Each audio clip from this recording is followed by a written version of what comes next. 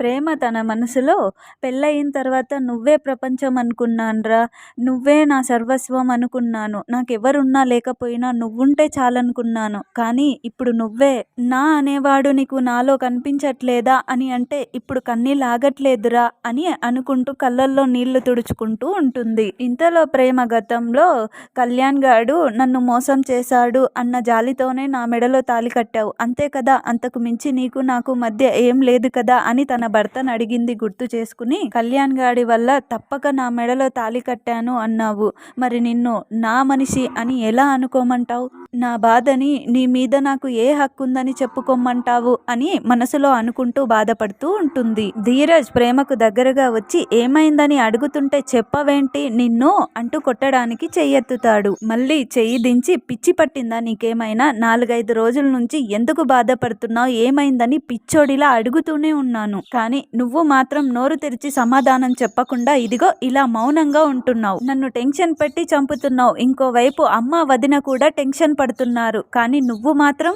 చీమ కుట్టనట్టుగా ఉన్నావు. నేను నీ భర్తను, నీకేదైనా బాధ కలిగితే నువ్వు నాకు చెప్పుకోవచ్చు, మరి నువ్వు ఎందుకు భయపడుతున్నావు, ఎందుకు బాధపడుతున్నావు, ఏమైంది, ఇప్పటికైనా చెప్పిచావు అని అంటే అప్పుడు ప్రేమ చెప్పినా నీకు అర్థం కాదులే అని అంటే అప్పుడు ధీరజ్ చెప్తేనే కదా అర్థమయ్యేది అని అంటే అప్పుడు ప్రేమ అర్థం చేసుకుంటావని నాకు అనిపిస్తేనే కదా నేను నీకు చెప్పగలిగేది అని అంటే అప్పుడు ధీరజ్ వస్తే రాక్షసి ఏంటి, నేను నిన్ను అర్థం చేసుకోలేదా, నేను నిన్ను అర్థం చేసుకోలేదా, ఈ లోకంలో మీ అమ్మా నాన్న కంటే నిన్ను ఎక్కువగా అర్థం చేసుకునేది, ఎక్కువగా ప్రేమించేది, నిన్ను జాగ్రత్తగా చూసుకునేది నేనే, కానీ నీ కంటికి మాత్రం నిన్ను అర్థం చేసుకోలేని వెధవలా కనిపిస్తున్నాను, ఇంతకు ముందు నిన్ను అడిగి అడిగి కోపం వచ్చేది, ఇప్పుడు బాధేస్తుంది, ఎంత అడిగినా నువ్వు చెప్పకపోతే ఇక నేనేం చేయలేను, సరే నీ కర్మ, నువ్వు చావు అంటూ బైక్ వేసుకుని అక్కడి నుంచి వెళ్ళిపోతాడు. ఇంతలో నర్మద వాళ్ళ అత్తయ్య కళ్ళకు స్పెట్స్ పెట్టుకొని వస్తారు. అది చూసిన అతను అయ్యో దెయ్యం దెయ్యం అని బాధపడుతూ భయపడుతూ ఉంటాడు. ఇంతలో నర్మద కళ్ళజోడు తీసేస్తే అయ్యో నువ్వా నర్మద, అక్క నువ్వా, దేవతలా ఉండే నువ్వు ఇలా స్పెట్స్ పెట్టుకొని దయ్యంలా తయారయ్యావేంటి, ఇంతలో రామరాజుండి ఏంటి బుజ్జమ్మ అరుపులు కేకలు అని అంటే అప్పుడు బుజ్జమ్మ ఇది అరుపులు కేకలు కాదండి, ధ్వని, విజయధ్వని, సమరధ్వని. అప్పుడు రామరాజు సరే ఇవన్నీ ఏంటో గాని అసలు ఏంటి అని అంటే మనం విజయం సాధించినప్పుడు పెద్దలు ఏం చెప్పారు అని అంటే అప్పుడు రామరాజు నీతో ఏం చెప్పారో నాకు తెలియదు, నాతో ఎవరేం చెప్పలేదు అని అంటే అప్పుడు బుజ్జమ్మ నాతో కూడా ఎవరు ఏం చెప్పలేదండి, బుక్కులలో రాశారు కదా అని అంటే అప్పుడు రామరాజు ఏమని రాశారు అని అడుగుతాడు. చరిత్రని మగవాళ్లే కాదు ఆడవాళ్ళు కూడా తిరగరాయగలరు, సత్యాన్ని మగవాళ్లే కాదు ఆడవాళ్ళు కూడా నిలబెట్టగలరు, విజయబేరి ఆడవాళ్ళు కూడా మోగించగలరు, గెలుపు జెండాలని మగవాళ్లే కాదు ఆడవాళ్ళు కూడా పాతగలరు అని అంటుంటే ఇక ఆపు బుజ్జమ్మ, బాబుగారి బొమ్మలాగా నిదానంగా చెప్పు బుజ్జమ్మ అని అంటుంటే ఇది నిదానంగా చెప్పే విషయం కాదండి, ఈల వేసి చెప్పే నిజం, మమ్మల్ని మీరు వంటింటి కుందేళ్ళు అంటారు కదా, కానీ ఈరోజు నా కోడలు ఆ పేరుని తిరగరాసింది, నా కోడలు నా పేరు నిలబెట్టింది, ఇప్పుడు మీరేమంటారో చెప్పండి అని అంటుంటే అప్పుడు రామరాజు బుజ్జమ్మ విషయం ఏంటో చెప్పకుండా మీరేమంటారు అంటే నేనేం చెప్పగలను చెప్పు అని అంటాడు. అప్పుడు బుజ్జమ్మ నా కోడలికి ప్రమోషన్ వచ్చిందండి అని అంటుంటే అప్పుడు రామరాజు అమ్మ నర్మద చాలా సంతోషం అమ్మ, కంగ్రాచులేషన్స్ అమ్మ అని అంటూ ఉంటాడు. అప్పుడు నర్మద సరే అత్తయ్య మీరు మామయ్య పక్కన నిలబడండి అంటూ నిలబెట్టి ఆశీర్వాదం తీసుకుంటూ ఉంటే ఇంతలో నర్మద భర్త కూడా జాయిన్ అయ్యి ఆశీర్వాదం తీసుకుంటాడు. ఇంతలో రామరాజుండి నువ్వు చాలా తెలివైన దానివమ్మ, ఇలాగే నిజాయితీగా జాబ్ చేసుకుంటూ నువ్వు అంచెలంచెలుగా ఎదగాలి అని అంటే అప్పుడు నర్మద అలాగే మావయ్య అని అంటుంటే ఇంతలో బుజ్జమ్మ నా కోడలికి మీరు ప్రత్యేకంగా చెప్పనక్కర్లేదండి, ఈ ఇంటి గౌరవాన్ని తను నిలబెడుతుంది తప్పకుండా, నాకు ఆ నమ్మకం ఉంది అని అందరూ సంతోషంగా ఉంటూ ఉంటే ఇంతలో మళ్ళీ వాళ్ళ అమ్మ నాన్న అక్కడికి వచ్చి అయ్ బాబోయ్ ఏంటి వదిన అన్నయ్య ఇంత సంతోషంగా ఉన్నారు అని అంటుంటే అప్పుడు బుజ్జమ్మ ఏం లేదు వదిన మా నర్మదకి ప్రమోషన్ వచ్చింది అని అంటే అయ్ బాబోయ్ ఎంత సంతోషమైన విషయం చెప్పారండి అని సంతోషపడినట్టు నటిస్తూ మనసులో కుళ్ళుకుంటూ ఉంటారు. ఇంతలో వల్లి వాళ్ళ అమ్మ నర్మదకి దగ్గరగా వచ్చి, నాకు తెలుసమ్మాయి, నువ్వు చాలా తెలివి కల్ల దానివని, నీ మాట తీరు, నీ విధానం, నీ చతురత, కుంభస్థలాన్నైనా కొట్టగలవు నువ్వు. అప్పుడు నర్మద, సరే చాలా థ్యాంక్ యూ పిన్ని గారు, నేను కుంభస్థలాన్ని కొడతానని, కుంభస్థలాన్ని బద్దలు చేయగలనని మీరు మరీ మరీ గుర్తు పెట్టుకున్నందుకు నాకు చాలా సంతోషంగా ఉంది. ఈ విషయమైతే మీకు గుర్తుంది కదా, అది చాలులేండి. ఇంతలో వల్లి, వీళ్ళే కాదు మా అమ్మ నాన్న కూడా దీన్ని పొగుడుతున్నారు, నాకు ఇంకా కడుపులో మంటగా ఉంది చా అంటూ రూమ్లోకి వెళ్ళిపోతుంది.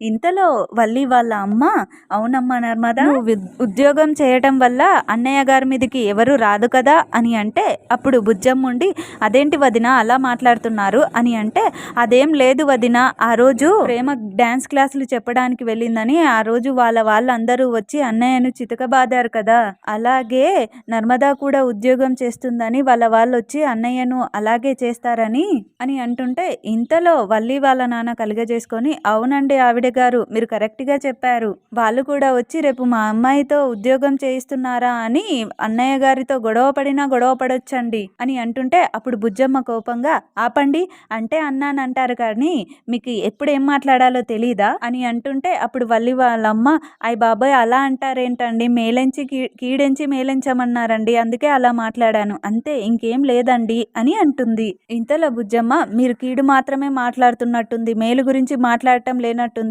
ఇప్పుడు ఈ విషయం గురించి వదిలేయండి, మేము చాలా సంతోషంగా ఉన్నాం అని అంటే, అప్పుడు వల్లి వాళ్ళ అమ్మ నాన్న, అలాగే అండి, మేము మా అమ్మాయితో మాట్లాడి వెళ్ళిపోతాం అంటూ వల్లి దగ్గరికి వెళ్తారు. ఇంతలో రామరాజు ఉండి, బుజ్జమ్మ అందరికీ స్వీట్స్ పంచు, రే అందరికీ స్వీట్స్ తీసుకురాపో అని చెప్తాడు. అప్పుడు బుజ్జమ్మ అలాగే అండి అంటూ సంతోషంగా నవ్వుతూ మురిసిపోతూ ఉంటుంది. ఇంకోవైపు ప్రేమ తన పాత బాయ్ ఫ్రెండ్ దగ్గరికి వెళ్తుంది. అప్పుడు వాడు రా రా అనుకుంటూ వచ్చేసింది అంటూ వెళ్తూ ఉంటాడు. అప్పుడు వాడు ప్రేమని చూసి, నువ్వు ఇంకా రాలేదనే టెన్షన్ ఒకవైపు, నువ్వు ఖచ్చితంగా వస్తావనే నమ్మకం ఇంకొక వైపు. ఎందుకో తెలుసా, నీకు నా దగ్గరికి రావడం తప్ప ఇంకొక ఆప్షన్ లేదు కదా, నా మాజీ ప్రేయసికి, నా సొంతం కాబోతున్న నా ప్రేమకి స్వాగతం సుస్వాగతం అంటూ ప్రేమని లోపలికి తీసుకువెళ్తాడు. నలుగురిలో నవ్వుల పాలవ్వడం కంటే 4 గోడల మధ్య నాకు లొంగిపోవడం బెటర్ అనుకునే నీ ఆలోచనకి హ్యాండ్స్ ఆఫ్ టు యూ ప్రేమ. ఇప్పటిదాకా నా ట్రాప్లో పడిన ఏ అమ్మాయి నా సొంతం కాకుండా తప్పించుకోలేదు, కానీ నువ్వు మిస్ అయ్యావన్న ఆలోచనే నా క్యారెక్టర్ని బాగా దెబ్బతీసింది తెలుసా. నువ్వు నా సొంతం అవుతున్నావు, ఇక నా క్యారెక్టర్ నన్ను తిట్టుకోకుండా నన్ను పొగుడుతుందిలే. ఇంత అందం కళ్ళ ముందు ఉంటే ఏసీలో కూడా ఉక్కబోస్తుంది తెలుసా.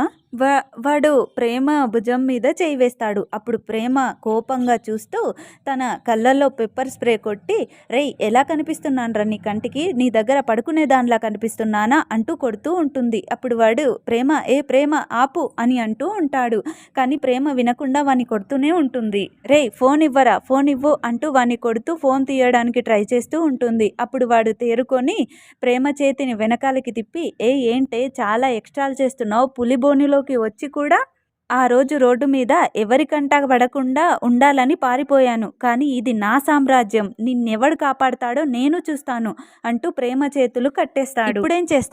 ఇప్పుడేం చేస్తావు అంటూ చేతులు కట్టేసి, ఈరోజు నిన్ను నా నుంచి ఎవ్వడూ కాపాడలేడు అంటూ ప్రేమని బెడ్ మీదకి తోసేస్తాడు. వాడు ప్రేమని బలవంతంగా అనుభవించబోతూ ఉంటే ఇంతలో ధీరజ్ వచ్చి వాణ్ణి తంతాడు. అప్పుడు ప్రేమ ధైర్యంగా ధీరజ్ వైపు చూస్తూ ధీరజ్ అంటూ ఏడుస్తూ ఉంటుంది. ధీరజ్ వచ్చి వాణ్ణి కొడుతూనే ఉంటాడు. ధీరజ్ వాణ్ణి కొడుతూ, రేయ్ నా ప్రేమని అమాయకురాల్ని చేసి తనతో ఆడుకుందామని చూస్తావురా, తనని బ్లాక్మెయిల్ చేస్తావురా, నిన్ను ఆ రోజే వదిలిపెట్టి తప్పు చేశాన్రా, ఆ రోజే నిన్ను చంపేయాల్సింది అని కొడుతూ ఉంటాడు. అప్పుడు ప్రేమ, ధీరజ్ చూసుకో జాగ్రత్త అని అంటూ ఉంటుంది. వాడు అక్కడి నుంచి ధీరజ్ని తోసేసి పారిపోతాడు. వాడి పట్టుకోవడానికి వెళ్తూ ఉంటాడు. కాకపోతే ప్రేమ ఒక్కతే ఉంది అని అనుకుని వచ్చి ప్రేమ చేతికి కట్లు విప్పేస్తాడు. అప్పుడు ప్రేమ ధీరజ్ని హగ్ చేసుకొని ధీరజ్ అని ఏడుస్తూ ఉంటుంది. ఇంకోవైపు వల్లి ఇంట్లోకి వచ్చి అన్ని కోపంతో వస్తువులు పలగొడుతూ ఉంటుంది. ఇంతలో వాళ్ళ అమ్మ, అయ్యో అమ్మడు ఎందుకు ఇలా చేస్తున్నావు, ఆగమ్మడు అని అంటూ ఉంటారు. అమ్మడు, ఎందుకమ్మా నీకంత కోపం, కూర్చో అమ్మడు అంటూ కూర్చోబెట్టి, ఏమైందమ్మా ఎందుకు ఇలా కోపడుతున్నావు అని అంటే, అప్పుడు వల్లి, ఏమో మీకు తెలీదా, ఏం జరిగిందో మీకు తెలీదా అని అంటూ ఉంటుంది. ఆ నర్మదని మా అత్త మామలు పొగుడుతుంటేనే తట్టుకోలేకపోయాను, అలాంటిది మీరు కూడా దాన్ని పొగుడుతారా అని అంటుంది.